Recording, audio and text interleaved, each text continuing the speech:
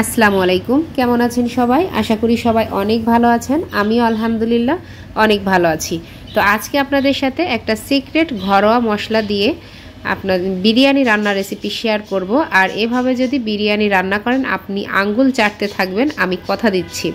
এটা এত মজা হয় আর এত টেস্টি হয়, আপনি এভাবে যদি একবার বিরিয়ানি রান্না করেন আপনি কিন্তু আর বিরিয়ানি মশলা এনে বিরিয়ানি রান্নার কথা ভুলেই যাবেন, একবারই ভুলে যাবেন। কারণ বিরিয়ানি মশলা দিয়ে রান্না আর এই রান্নাটা অনেক পার্থক্য। মানে আপনি একবার এই রান্নাটা খেলে কিন্তু দ্বিতীয়বার আর বিরিয়ানি মশলার রান্নাটা খেতে চাইবেন না।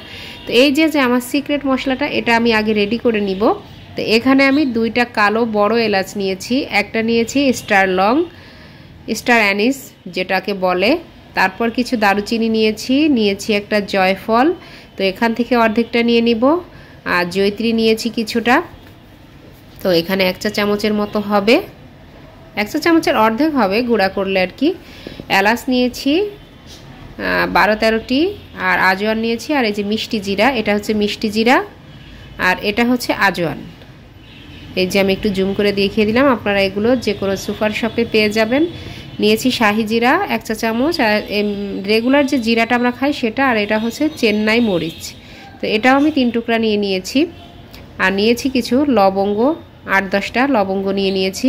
তো এখন এগুলো আমি হালকা টেলে নিব। এটা কিন্তু কোনোভাবে কোনো ভাজার ঘ্রাণ আসবে না, একদম হালকাভাবে একটু মচমচে হওয়ার জন্য আর কি নিতে হবে, যাতে ব্লেন্ডারে গুঁড়া হয়।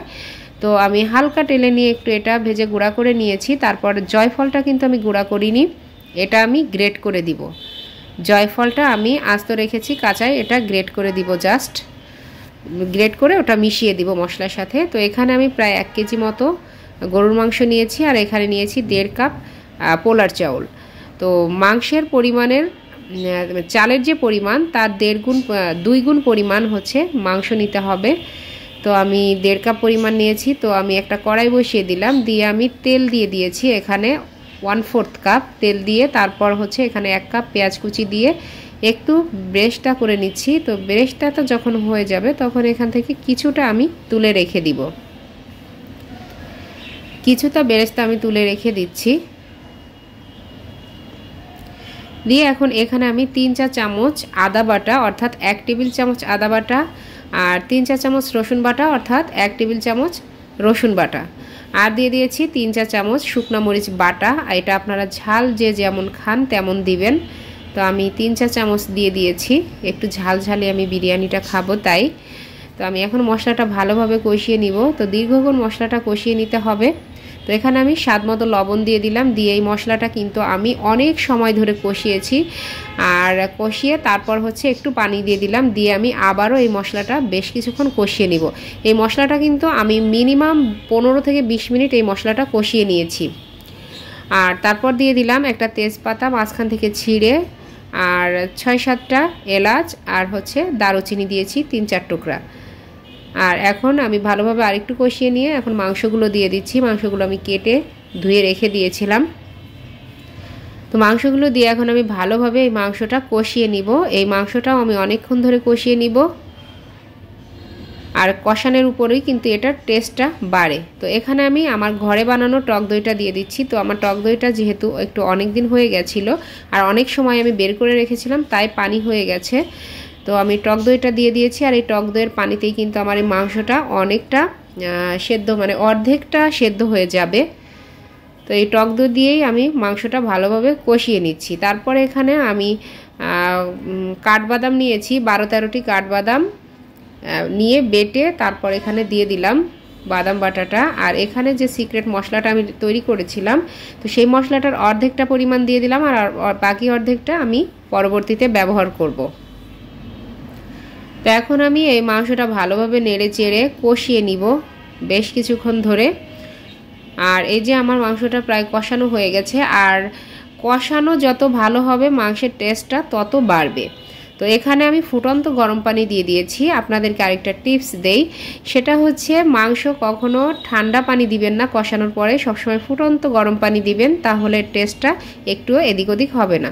তো এই মাংসটা আমি দমে দিয়ে দিয়েছি 1 ঘন্টা মতো, আর এদিকে কিছু ডিম সেদ্ধ করে নিচ্ছি, আমরা বিরিয়ানিতে খাবো আর কি। তো 1 ঘন্টা আমি এভাবে দমে রেখে দিয়েছিলাম। একদম লো টু মিডিয়াম হিটে আর কি রেখে এখন এই যে হয়ে গেছে, মানে লো হবে, একদম লোতেই দিয়েছিলাম, সামান্য একটু বাড়িয়ে রেখেছিলাম আর কি। তো আপনারা লোতেই দিবেন, কোনো প্রবলেম নেই। 1 ঘন্টা মতো আমি দিয়ে রেখে দিয়েছি। তো আমার মাংসটা কিন্তু এর মধ্যে সেদ্ধ হয়ে গেছে, আর এটার কালার দেখেই বুঝতে পারছেন। তো বাকি যে সিক্রেট মশলাটা ছিল সেই মশলাটুকু আমি দিয়ে দিলাম, আর এখানে দিয়ে দিলাম 1 টেবিল চামচ মতো কেওড়া পানি। তো কেওড়া পানিটা দেওয়াতে আরও বেশি ফ্লেভার আসবে, আর এমনিতে এর অনেক সুঘ্রাণ ছড়িয়ে গেছে এই মশলাটার কারণে। তো এখন আমি আরেকটা কড়াই বসিয়ে দিয়েছি, মাংসটা নামিয়ে নিয়েছি। তো কড়াই বসিয়ে দিয়ে আমি চালগুলো ভালোভাবে ধুয়ে ঝরিয়ে রেখে দিয়েছিলাম। তো 1 ঘন্টা ভিজিয়ে রেখেছিলাম, সেই চালটা এখন দিয়ে দিলাম। দিয়ে এখন এই চালটা আমি ভালোভাবে ভুনে নিব।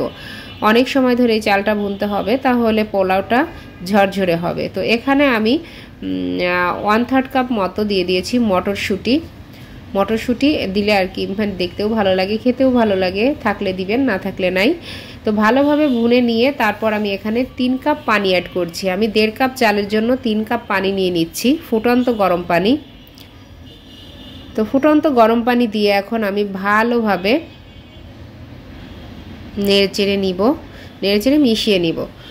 তো এই যে ভাতটা যখন এই পর্যায়ে চলে আসবে, পাটে বসে যাবে আর কি, তো তখন আমি এখানে মাংসগুলো ঢেলে দিব। তো এই যে আমি মাংসগুলো ঢেলে দিয়েছি, দিয়ে এখন একটু হালকা হাতে মিশিয়ে নিচ্ছি। তো হালকা হাতে মেশানো হয়ে গেছে, এখানে একটু কেওড়া পানি দিয়ে দিব আমি। তো এখানে আমি 4-5টা কাঁচামরিচ আর 6টা আলু বোখারা দিয়ে দিয়েছি, আর দিচ্ছি কিছু বেরেস্তা, আর হচ্ছে একটু কেওড়া পানি দিয়ে দিলাম 1 চা চামচের মতো। দিয়ে এখন এটা আমি দমে রেখে দেবো 15 মিনিট।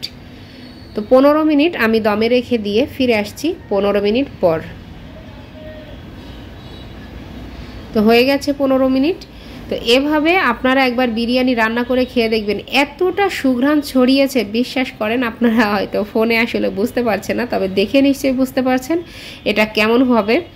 তো এটা এত সুঘ্রাণ আর এত টেস্টি হয়েছে, মানে আপনি এভাবে যদি একবার বিরিয়ানি মশলা ছাড়া এভাবে যদি নিজে হাতে বানিয়ে এই মশলাটা বানিয়ে যদি এইভাবে বিরিয়ানি রান্না করেন, আমি 100% গ্যারান্টি দিচ্ছি, যাকে আপনি খাওয়াবেন সে বারবার খেতে চাইবে আর আঙ্গুল চাটতে থাকবে, বলবে আবারও আপনাকে এই রেসিপিটা করে খাওয়াতে।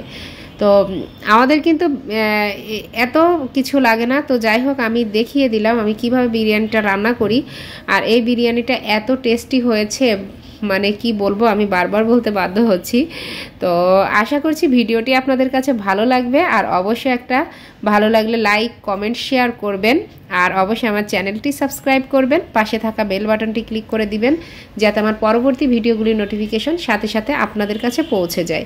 তো আপনাদের কাছে আমার রিকোয়েস্ট থাকবে, আর আমার আপনাদের কাছে আমার দোয়া প্রার্থনা থাকবে, অবশ্যই আমার জন্য দোয়া করবেন বেশি বেশি। আর আপনাদের ছাড়া কিন্তু আমি আমার চ্যানেল গ্রো করতে পারবো না, আপনারা পাশে থাকলেই আমি আমার চ্যানেলটা গ্রো করতে পারবো ইনশাল্লাহ। তো ইনশাল্লাহ সবাই আমার পাশে থাকবেন আশা রাখছি। তো অবশ্যই আমার ভিডিওতে একটু বেশি বেশি লাইক করবেন, কমেন্ট করবেন এবং শেয়ার করবেন, আর সাবস্ক্রাইব করবেন। তো সবাই ভালো থাকবেন, আজকের মতো এই পর্যন্তই। আসসালামু আলাইকুম।